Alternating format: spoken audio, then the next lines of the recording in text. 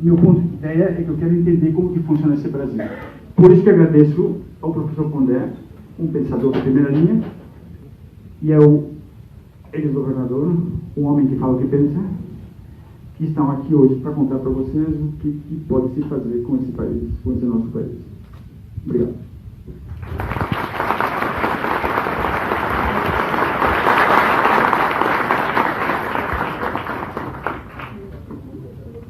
Então, dando sequência aqui a esse nosso encontro, eu vou passar então a palavra para o professor Luiz Felipe Pondé. Depois das falas deles, aí o público vai poder participar com as suas perguntas, tá bom? Professor Pondé. Bom dia.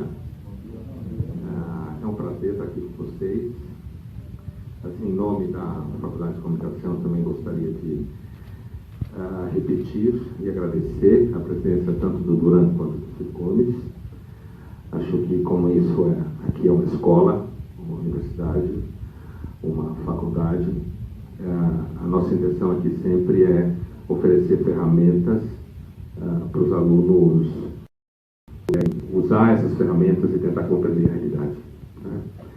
E então eu vou usar basicamente meus 10 minutos para apresentar duas visões de política que me parecem que elas se aplicam razoavelmente ao Brasil como chave de análise do país, né, do ponto de vista da filosofia política, da ciência política, né, que é uma coisa que interessa a todos aqui e que é fundamental quando você está num ambiente como o Brasil, que está com uma democracia super viva, apesar de estar morta, mas que está morta está viva, né? Discussão nas mídias sociais, e posições polarizadas e tudo mais. Então eu queria oferecer assim, basicamente duas ferramentas que ajudam a compreender a realidade, né? Fora, no meu caso, de qualquer espectro, digamos assim, de alguma defesa de visão de mundo, né? A primeira vem da filosofia e a segunda vem da ciência política mais empírica possível, né? A primeira da filosofia, ela é uma visão bastante recente, e a da ciência política empírica, ela é mais recente ainda. Uma pesquisa muito larga, feita nos Estados Unidos, com eleitores de vários tipos, e pesquisa essa que é bastante aplicável ao universo brasileiro. Eu acho que é muito importante, principalmente quando a gente entra em ano de eleição, como a gente vai entrar, ainda mais vindo de fatos traumáticos como a gente passou do ponto de vista institucional, apesar de que a vida cotidiana segue seu curso, né? O certo descolamento da política institucional para a pessoa do dia a dia, né? Preocupada em sobreviver, ganhar salário, pagar conta e coisas assim. Mas eu acho importante que a gente olhe um pouco distanciado. A primeira é uma visão filosófico-política que diz que existiriam basicamente duas formas de se compreender política, né?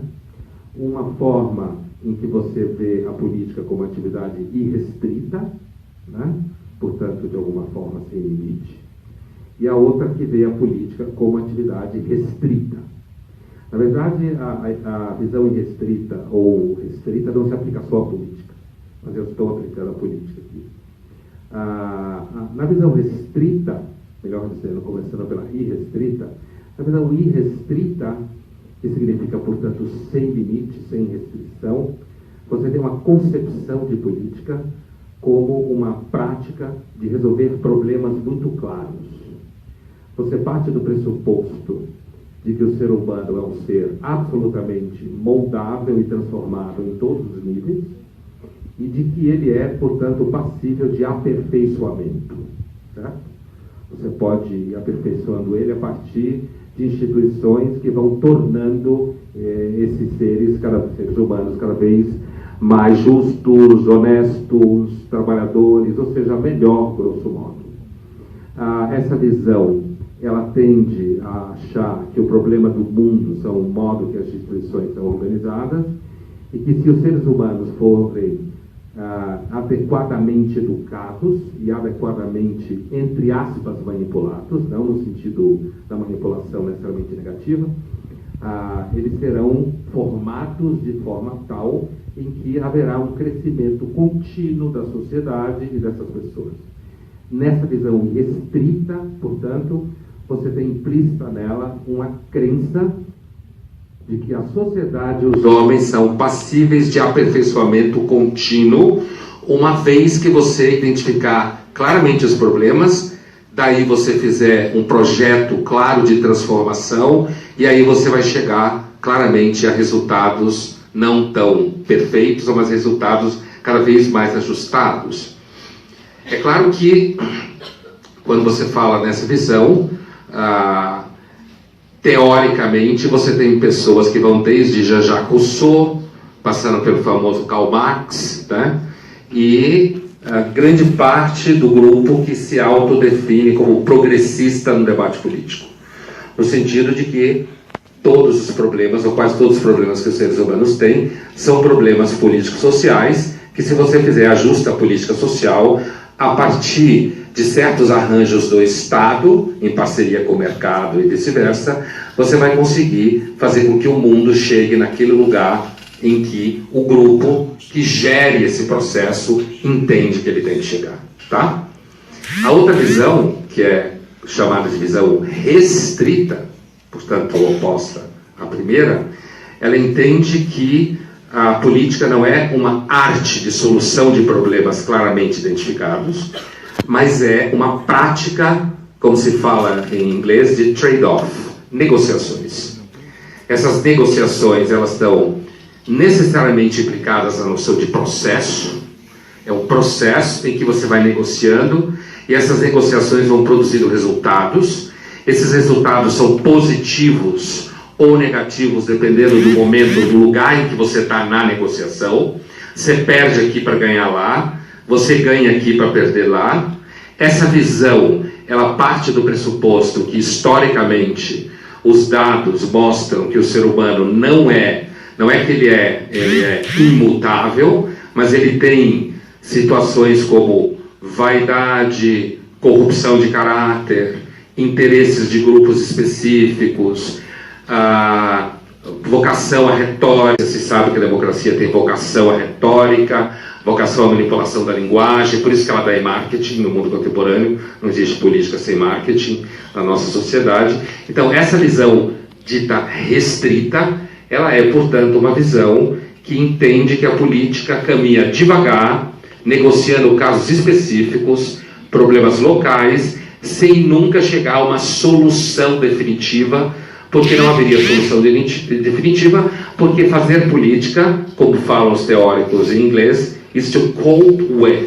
É implícita a ideia de que o ser humano, esses que se materializam na imperfeição das instituições, e que, portanto, quando a gente pensa no espectro histórico, essa postura está mais associada a teóricos como Adam Smith, David Hume, ou seja, teóricos mais céticos em termos de arranjos políticos a longo prazo, né?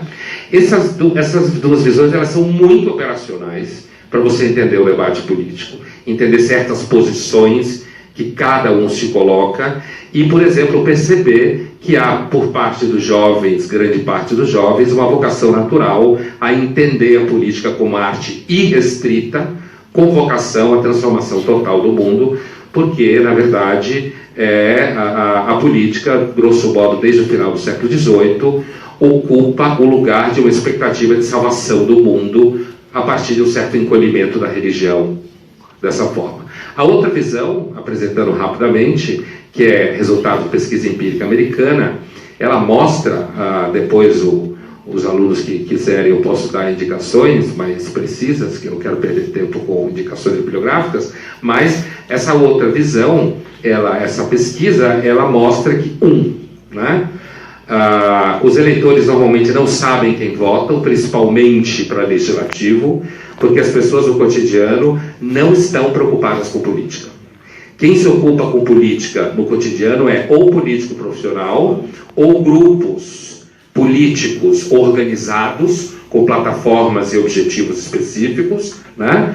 Ou professores, jornalistas, intelectuais em geral, mas, digamos assim, o ser humano, entre aspas, normal, que não faz parte de desse grupo que eu citei, né? São pessoas que estão ocupadas com casamento, divórcio, câncer, ganhar dinheiro, inventário, né? E elas não têm tempo para a política.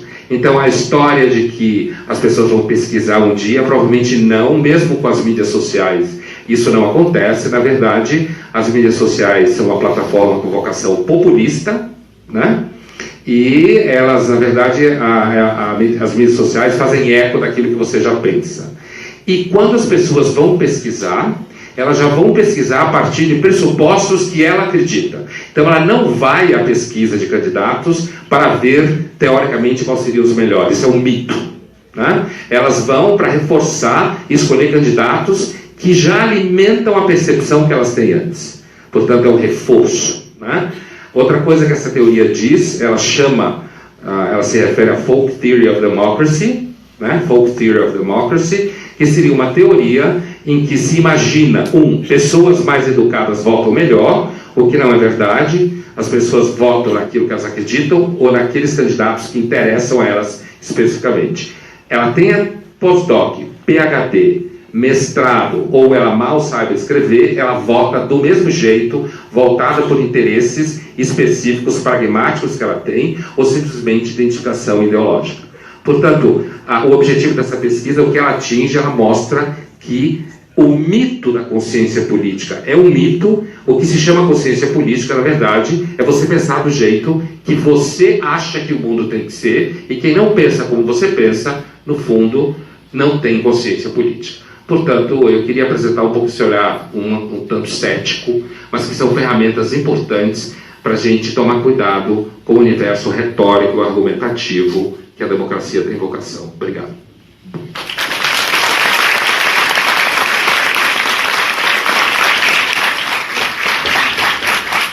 Obrigado, professor Pondé. Vou passar a palavra então aqui para o governador. Bom dia a todas e a todos. Bom dia ao professor Bueno, ao professor Pondé, ao J.R. Duran, que também posso mencionar como professor. É um privilégio para mim ter podido aceitar esse convite para estar aqui.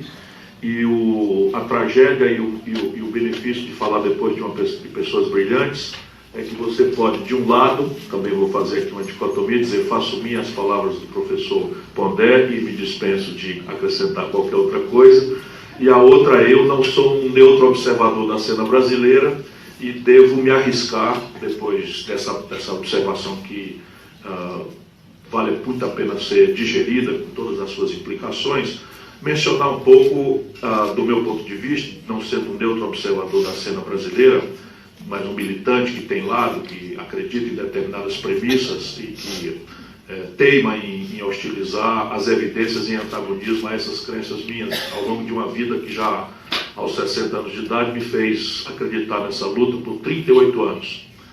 Eu já fui ministro, já fui governador, já fui deputado federal, deputado estadual, já fiquei fora da política, já fui para a academia e estava fora da política quando aconteceu esse processo brasileiro. E eu vou chamá-los a refletir um pouco mais concretamente sobre a questão do Brasil, não sem a premissa que o Pondé colocou. Nós no Brasil temos um problema concreto, que é o fato de que desde 1980 o país não cresce. Nós estamos crescendo a ridículos 2% ao ano em média a economia, e a população cresce no mesmo período ao redor de 1,7%, o que quer dizer que per capita, por cabeça, o Brasil está crescendo criminosos 0,4% ao ano desde os anos 80. Isso tem algumas concretudes. Primeiro, o Brasil, com 130 milhões de habitantes, representava 1% do comércio do mundo no ano 80. A China, com 800 milhões de habitantes na data, representava 1% do comércio do mundo. Hoje o Brasil, com 206 milhões de habitantes, representa os mesmos 1% do comércio do mundo, e a China já representa 12,5% do comércio do mundo. Portanto, há, evidentemente, um olhar, um reparo, uma compreensão crítica, né, da política como eficaz ou ineficaz. Eu prefiro sempre acreditar que ela pode ser eficiente, eficácia é uma coisa mais complicada, mas há uma concretude aí, para o bem e para o mal, sendo a política, qual é a disruptura aí, professor? As duas coisas restrita e restrita. Sendo restrita e restrita, Para a China significa que há um progresso importante, para o Brasil significa, irrestrita, que nós estamos estagnados. E a concretude disso para nós é uma agenda popular explosiva. Evidentemente que essa agenda popular desconsidera, e é perfeitamente correta a percepção de que o motivo do voto não é a formação política, não é a consciência política, mas a perseguição de interesses ou afinidade ideológica. Mas o fato é que, para a China, só para dar um exemplo prático, as coisas estão no concreto melhorando e para o Brasil as coisas estão no concreto piorando. Vamos à expressão do que eu chamo de piorando, sem deixar de perceber os avanços sedimentados aí ao longo desse tempo. No Brasil, nós estamos hoje com 13 milhões e 400 mil desempregados, temos mais de 10 milhões de pessoas empurradas para o biscate, para a informalidade, desorganizando a vida nas cidades. Nos últimos 12 meses, o Brasil assistiu, impotente, 62.600 homicídios, quase todos jovens, quase todos pobres, quase todos negros, quase todos caboclos. Para dar apenas 2 elementos práticos daquilo que eu considero uma tragédia nacional. Isso tem uma explicação, penso eu, na superfície das coisas, que é a data 80 representa o fim de um modo de organizar nossa estratégia de desenvolvimento, que era o chamado nacional desenvolvimentismo, que produzia uma proeza e uma contradição. A proeza, em apenas 3 décadas e meia, o Brasil saiu do nada, de uma economia rural de subsistência, que tirava seus excedentes na oligarquia rural, do latifúndio escravocrata, que aí está hoje vestida de outras roupas, mas que continua com esse mesmo desapreço axiológico pelo trabalho como um valor em si mesmo, para se transformar na 15ª economia industrial do planeta. Portanto, não há um defeito genético na nação brasileira, porque nós somos capazes de protagonizar o mais sofisticado e veloz experimento de desenvolvimento industrial da história do capitalismo mundial, em 3 décadas e meia, que é nada sob o ponto de vista dos tempos históricos. Porém, a esse mesmo modelo, as suas imprevidências e contradições, nós devemos um outro lado. Essa população, ali quando começamos, era 80% rural, nós viramos 82% urbanos em apenas 3 décadas. Nenhum lugar da humanidade assistiu isso. Esse fenômeno de explosivo desenvolvimento chinês regula os fluxos migratórios. Ninguém tem liberdade para escolher sair do campo, para ir para a nossa cidade, organizar uma favela e estabelecer uma atividade informal para sobreviver. Ninguém viu isso. E pior do que tudo é que nós fizemos isso empatando capitais públicos e criando uma dívida. E isso produziu, em cima já de uma ancestralidade que já estava a semente disso semeada, nós produzimos a mais perversa distribuição de renda do planeta. No Brasil, 6 pessoas, eu estou fazendo isso onde eu chego para ver se eu crio um escândalo. 6 pessoas, 1, 2, 3, 4, 5, 6 pessoas têm hoje fortuna equivalente à renda de 100 milhões de brasileiros. Nem no fundo da África tribal se encontra mais isso. 6 pessoas no Brasil têm fortuna equivalente à renda dos 100 milhões de brasileiros, que é quase metade da nossa população. E evidentemente que isso se deve ao colapso do velho modelo, que morreu porque ele dependia de capitais externos de longo prazo e barato, que não existem mais, e dependia de fluxos tecnológicos que se sucediam com grande paciência e que também não existe mais. E a tragédia é que de lá para cá, nós ou temos emergências, fogueiras extraordinariamente calorosas a exigir que a inteligência brasileira a isso se dedique, à conjuntura e não ao debate estratégico da formulação de futuro do país, ou simplesmente um esmagamento, a prostração ideológica ao mito neoliberal que veio por cima da nossa tragédia nacional. Primeiro, restabelecer a democracia. Então era uma grande emergência que exigia um consenso que só se celebraria se fosse um temário muito raso. Nós não podíamos discutir economia política, modelo de Estado, que tipo de Estado, de papel o Estado deve desenvolver em relação à economia, porque nós tínhamos que reunir Ulisses Guimarães, Tancredo Neves, Franco Montoro e Miguel Arraes, Leonel Brizola, João Amazonas e Luiz Carlos Prestes. Todo mundo do amplo espectro da direita civilizada, se a gente pode chamar assim, a esquerda mais dura, nós tínhamos que estar juntos para restaurar a democracia. Restaurada a democracia, vivemos a tragédia da morte do Tancredo e nos fez todos nós protegermos a transação por cima do governo Sarney, que vem com a inflação como consequência da morte do velho modelo, E aí a nova emergência que não nos permite debater o projeto nacional é o enfrentamento da inflação.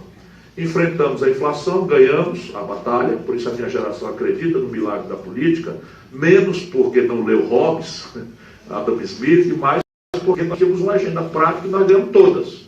A regionalização do país, nós ganhamos todas. O desenho da inflação parecia ser uma tragédia final para o Brasil. Nós ganhamos, eu agora já era ministro da Fazenda.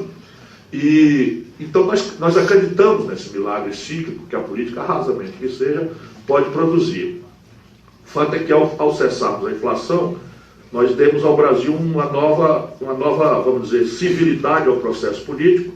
E aí a nova tragédia brasileira é que o melhor da nossa política, da redemocratização, se esquece de pôr em debate uma estratégia nacional de desenvolvimento e surfa em ondas cíclicas insustentáveis de felicidade popular puxada por um consumo que não se sustenta. Primeiro, o plano real, que é o cessar a inflação abruptamente, dá ao povo uma noção de conforto, de acesso ao consumo, de qual ele era privado há muitos anos, e ele tende a beatificar o governante do dia, despolitizado enfim, e um governante que sabe, e a retórica falsa é de fato um câncer da democracia, desde sempre, por isso exige que nós compreendamos que democracia não é um regime de concessão, mas um regime de conquista, que pressupõe um cidadão, não há uma institucionalidade, uma engenhoca que substitua um cidadão ativo, informado, militante, ainda que seja ao redor dos seus interesses e afinidades ideológicas. Nosso problema no Brasil é um pouco mais grave, porque há uma vulgaridade aí ante uma certa apatia cidadã, e a gente introduz aí como se houvesse a possibilidade de uma engenharia institucional, lusitana, que nós não aprendemos ainda, ser introduzido no nosso imaginário, no nosso regramento comunitário, que vai nos salvar da desagradável tarefa de prestar atenção no serviço, né? Na hora de votar e depois não se queixar que, enfim, olha aí o que está acontecendo no Brasil. Eu não estou falando de coisas estruturais e tal, estou falando de vulgaridades absolutamente chocantes, como a geração nova está tendo que assistir. E aí, em seguida, vem o Lula, por essa ruptura insustentável, o Brasil quebra, e com o Lula, pela taxa de câmbio inflado lá no céu, a gente pode explicar isso, e porque o Brasil viveu um ciclo de preços exorbitantemente altos dos nossos produtos tradicionais. Quando o Lula, por exemplo, entregou para a Dilma, nós estávamos vendendo uma tonelada de minério de ferro exoticamente por $190. Quando a Dilma foi derrubada, a mesma tonelada estava sendo vendida por 38. Quando o Lula entregou para a Dilma, nós estávamos vendendo um barril de petróleo por 110. Quando a Dilma foi derrubada, nós estávamos vendendo o mesmo barril de petróleo por 30. E isso desfinancia ciclicamente o padrão de consumo que se consegue artificialmente, não é? E aí você tem a ruptura que tem a mesma cara. Desvaloriza a moeda, transfere para os preços relativos, há um cenário de inflação aparente e o governo atira taxa de juros que cria uma estagnação econômica que explica os 2% de crescimento econômico ao ano e que explica porque nós estamos parados no país. Estes diagnósticos, sendo verdade, nos traz ao tempo presente. O Brasil está proibido de crescer por 3 concretudes e uma questão estratégica. 3 concretudes. A primeira, o excessivo endividamento das famílias e das empresas. Hoje há 40 milhões de brasileiros negativados no SPC. E nenhuma empresa de capital aberto no Brasil, cujos balanços são públicos, fez caixa no último semestre para enfrentar a parcela vencida dos seus débitos com os bancos. O governo quebrou. Hoje, nos últimos 12 meses, tem um buraco de 179 bilhões de reais em contas primárias. Faltam mais 482 da parte que vence da dívida nos próximos 12 meses. Quebrou. E terceiro, qualquer brincadeira de crescimento, nós apresentamos um desequilíbrio na conta do Brasil com o estrangeiro. Portanto, antes da gente discutir, né, a questão funda, né, da utilidade da política em tempos de internet e tal, o Brasil pode sim remover alguns obstáculos caricatos. E isso impõe a necessidade de que a gente reordene as energias do país ao redor de um projeto nacional de desenvolvimento. E isso aqui não são palavras ao vento. Projeto supõe planejamento, objetivo, metas, prazos, supervisão, avaliação, controle e, portanto, um conflito ideológico ancestral. Nacional é outro conflito, porque o nosso modo de vida é referido a um padrão de consumo, que nós não temos a arte para empreender, nós não sabemos fazer celular, não sabemos fazer carro, não sabemos fazer química fina, não sabemos fazer computador, não sabemos fazer eletroeletrônica e alimentamos a ilusão de que vamos pagar o nosso modo moderno de consumo, ao qual imprudentemente referimos a nossa própria felicidade, com minério de ferro, soja, milho e petróleo bruto. Não, essa conta não fecha. Né? E, portanto, de desenvolvimento, porque o país não tem a opção de crescer na medida em que hoje prevalece sobre os interesses da produção e do trabalho a especulação financeira. Não é tarefa simples, não é tarefa fácil, porém, penso, é do que se trata. Obrigado por sua atenção.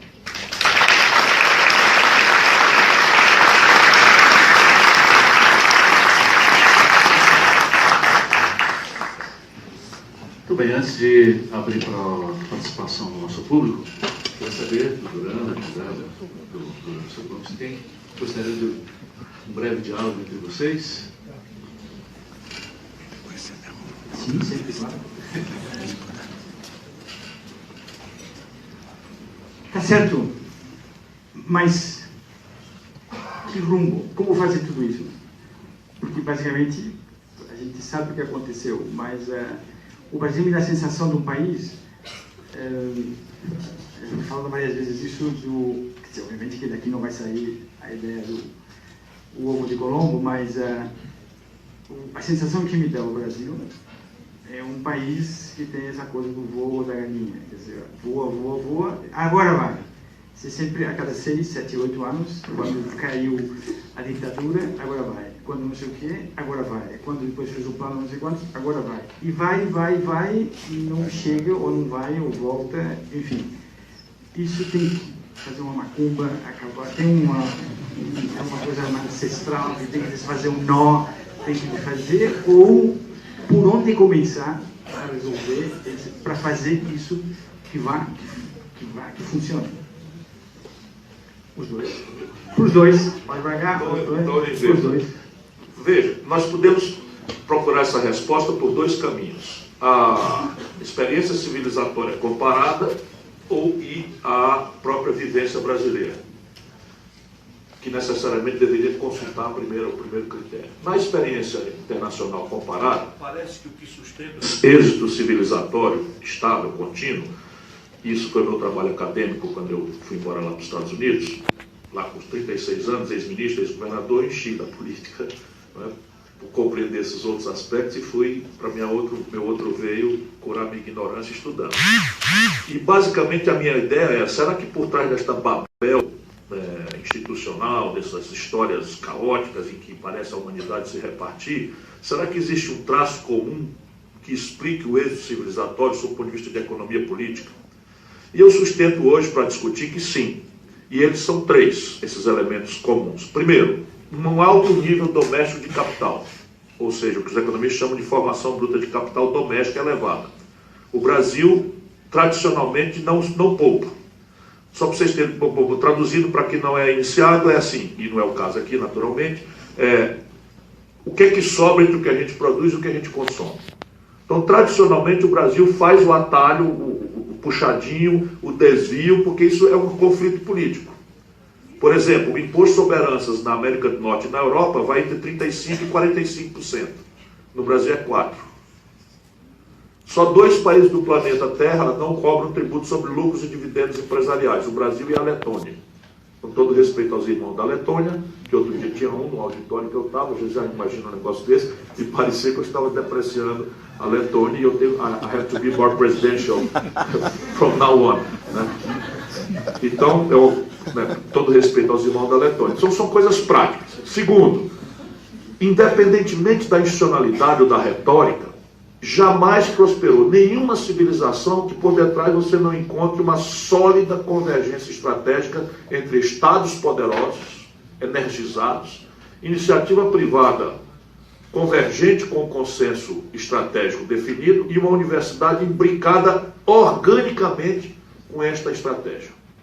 Esse exemplo americano é o mais flagrante de todos, porque eles disfarçam na retórica deles, liberal, capitalista, etc., a centralidade da compra governamental a pretexto de defesa, de corrida aeroespacial, etc., que explica toda a pujança tecnológica e industrial norte-americana, e militar, naturalmente.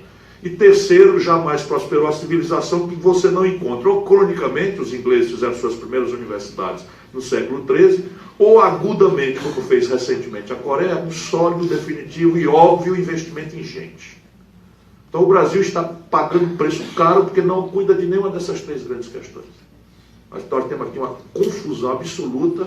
Hoje, o que sobra entre o que nós produzimos e consumimos, que é a formação bruta de capital, no melhor momento brasileiro esteve em 17%, agora está em 15%. O mundo trata de 35%, a China 45% do PIB. Né?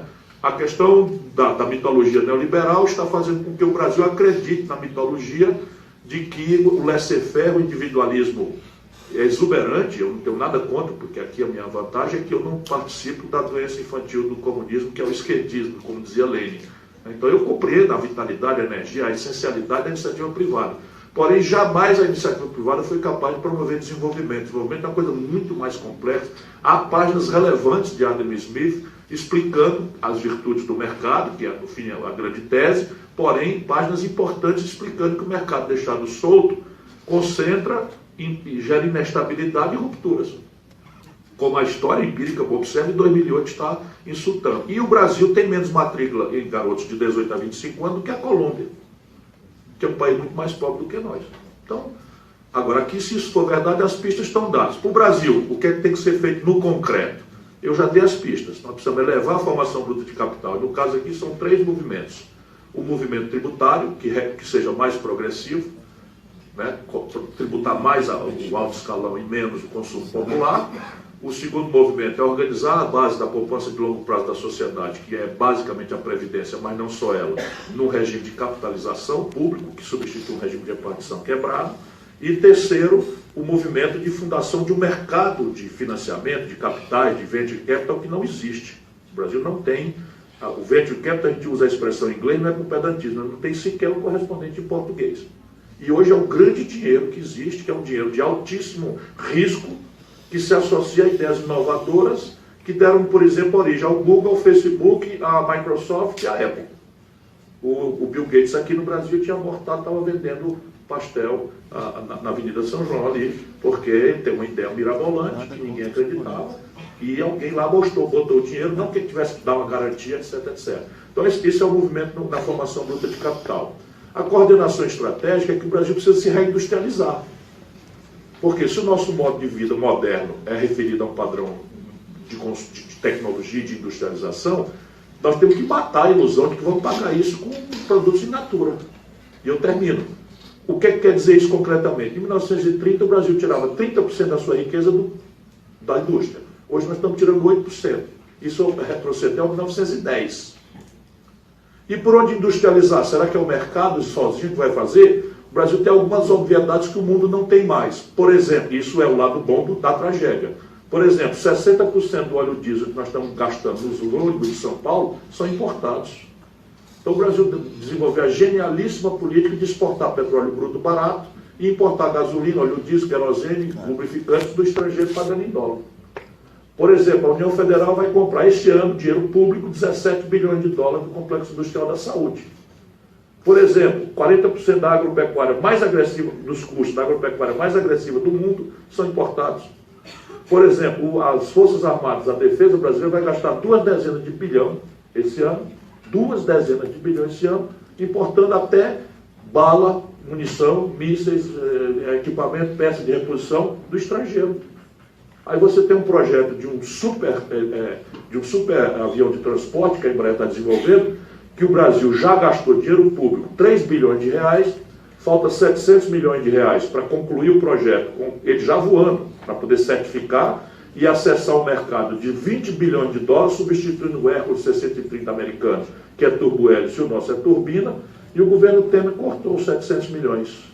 Ou seja, vamos jogar 3 bilhões de reais no chão para atender ao constrangimento de demanda que o governo americano quer para si. E não conseguiram ainda fazer a reconversão tecnológica que nós conseguimos fazer aqui. Ou seja, aí estão as caricaturas e as pistas do que o Brasil tem que fazer e pode fazer. Bom, eu só acrescentaria o seguinte, acho que dentro do espírito que eu falava no começo, para mim, eu não acho que existe uma clareza tão grande assim sobre o modelo de sociedade, nem o modelo, acho que faz parte justamente da democracia, um nível alto de argumentação e uma tendência a você enquadrar a realidade numa certa narrativa, né? Não há dúvida que existe muita literatura e muita experiência histórica que associa Estado e mercado, né? Assim como no caso do Adam Smith, por exemplo, que apontou grandes riscos no enriquecimento, no que ele chamava mesmo de uma certa degeneração moral. Assim como no caso da China, você tem uma associação muito interessante entre o Estado autoritário e o mercado de consumo. Assim como no caso do Lenin, e desde ele, passando por Stalin até Trotsky, movidos por uma percepção de organização da sociedade a partir de uma percepção teórica de como o mundo deve ser, levaram a cabo um dos maiores massacres históricos que a gente conhece. Então, com isso eu quero dizer o seguinte, a pergunta do Durão, o que fazer, você falou até de Bomba, né? Eu acho assim, eu tenho uma percepção um pouco mais, talvez pela posição em que eu ocupo dentro da sociedade, eu tenho uma percepção um pouco menos comprehensive como a tua, né? Porque você apresentou uma percepção comprehensive, no sentido de que você identifica exatamente problemas, você sabe o que fazer com eles, né? Pelo menos do ponto de vista teórico, você tem uma visão do que fazer com eles, e que a consequência disso daí é que, fazendo isso, então o Brasil sairia dessa estagnação que a gente vive já há algum tempo, né? Eu vejo, voltando, você falava em algum momento aí sobre as mídias sociais, eu tenho uma observação assim da democracia, talvez um pouco mais, como não sou militante, estou envolvido com a tentativa de olhar um pouco mais neutro, né? É assim, eu acho que a democracia, a política mundial, ela está num momento bastante interessante, que é uma certa desorientação, que não é só no Brasil, não. Se você vou pegar só 3 casos para ilustrar. 3 grandes casos, assim, Brasil, Estados Unidos, Europa, Comunidade Europeia, né? Para não entrar na Rússia, que também é um caso muito interessante. Mas, assim, eu acho que a gente vivia, desde o final da Guerra Fria, a gente vivia uma crença de que a democracia ia crescer como regime, ia encontrar problemas, ia resolver esses problemas e todo mundo ia ficar cada vez mais rico, inclusive navegando na que se chama de mitologia neoliberal. Eu acho que, se a gente usar essa linguagem, tem 2 grandes mitologias. Uma é a mitologia neoliberal, de que se você acabar com o Estado tudo dá certo, e a outra é que o Estado sabe o que está fazendo quando acha que sabe. Certo?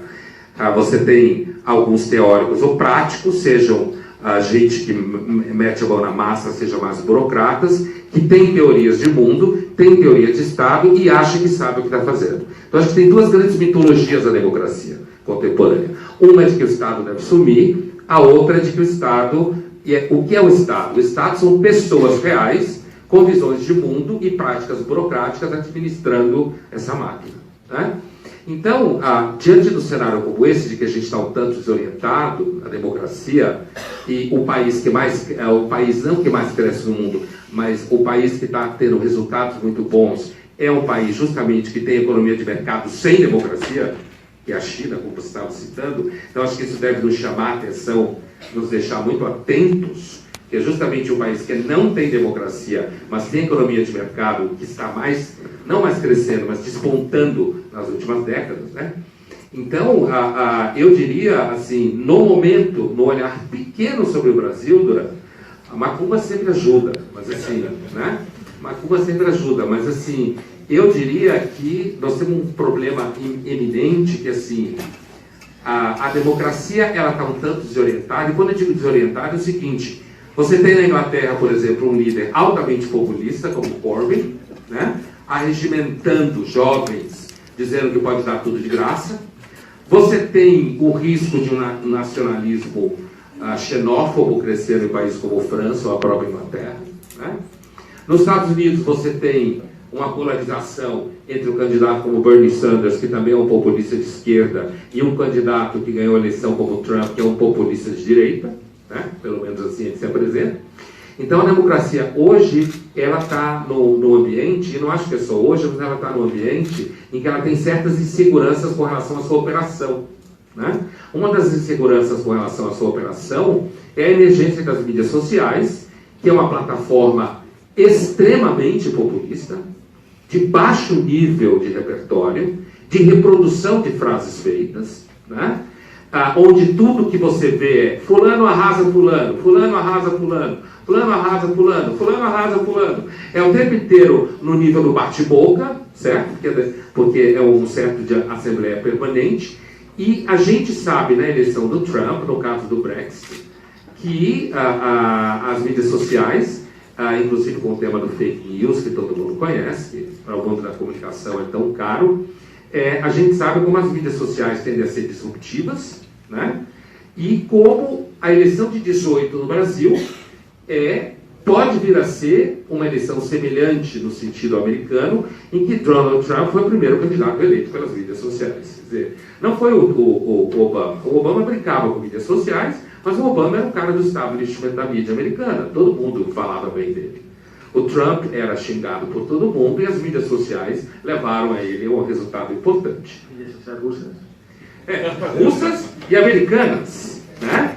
Porque porque na verdade, do ponto de vista das mídias sociais, ainda que você tenha grupos e governos que introduzam e paguem pessoas, aqui no Brasil a gente sabe que na época do governo PT tinha grupos que difamavam pessoas anti-PT, assim como você hoje tem grupos, na época também já tinha, grupos associados a uma nova direita que entram no corpo a corpo da guerra cultural, também difamando gente, né? Então, o que eu estou querendo dizer, Duran, é o seguinte, e Zé Luiz e Ciro, é que assim, quando você pergunta o que fazer com o Brasil, eu tenho uma percepção talvez um pouco mais do âmbito da linguagem, do olhar da comunicação, que assim, as eleições de 2018 elas são fundamentais, né? Não que vai resolver o problema do Brasil, mas porque elas são fundamentais no sentido de que, depois desse processo que a gente passou, o Ciro descreveu ele em larga escala do ponto de vista econômico e tal, depois do processo do trauma do impeachment,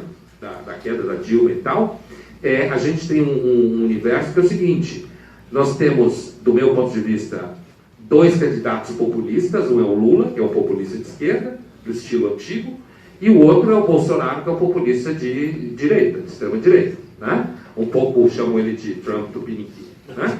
Então, assim, e eu acho dois candidatos que, se eleitos, jogariam o país num certo movimento paleolítico, certo?